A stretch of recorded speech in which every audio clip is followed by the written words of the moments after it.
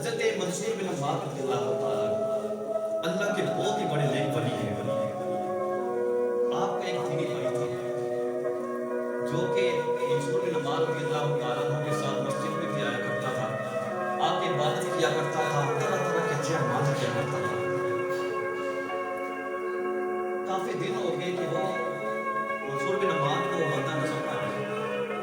ہم نے کسی سے دریافت کیا کہ کیا بات ہے کہ وہ بندہ نظر نہیں آ رہا جو مسجد میں آ کے بڑی نمازیں پڑھا کرتا تھا, بڑے وہ روزے رکھا کرتا تھا, نفلی روزے رکھا کرتا تھا, صدقات خیرات کیا کرتا تھا. کہا گیا کہ منصور بن عمار وہ شخص بہت کمزور ہو گیا ہے, اس کے اندر اب طاقت نہیں ہے کہ وہ مسجد میں آئی اللہ کی عبادت کر سکے. اب منصور بن عمار رضی اللہ تعالیٰ حضور کی سنت کو زندہ کرتے ہوئے آپ اپنے جو دینی بھائی تھا اس کی اجازت کے لیے چلے گئے. تو یہاں پہ یہ حدیث سماعت فرمائی, مصطفیٰ نے فرمایا کہ جو بندہ اگر صبح کسی مریض کی عادت کرتا ہے شام تک اللہ کے نوری فرشتے اس کے لیے رحمت کی دعائیں کرتے ہیں. مصطفیٰ نے فرمایا کہ جو بندہ شام کو کسی مریض کی عادت کرتا ہے اللہ کے نوری فرشتے اگلی صبح تک اس کے لیے مغفرت کی دعائیں کیا کرتے ہیں.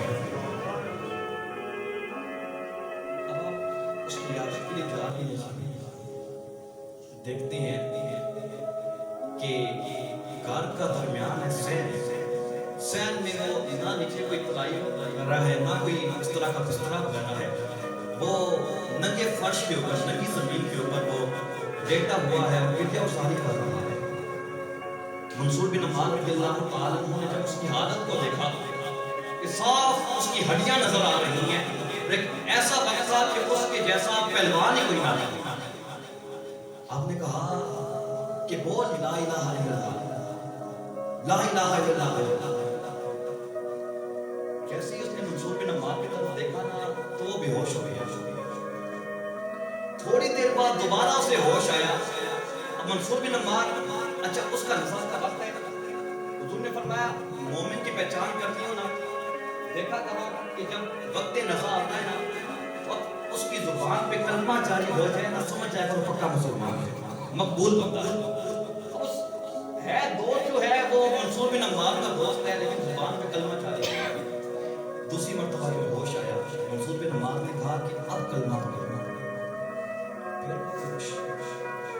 تیسری مرتبہ بھی جب اسے ہوش آیا تو منصور بن عمار نے کہا کہ جیسے ہی تو کلمے کا نام سنتا ہے تو تھر تھرانے لگ جاتا ہے, تو بے ہوش ہو جاتا ہے, کیا بات ہے؟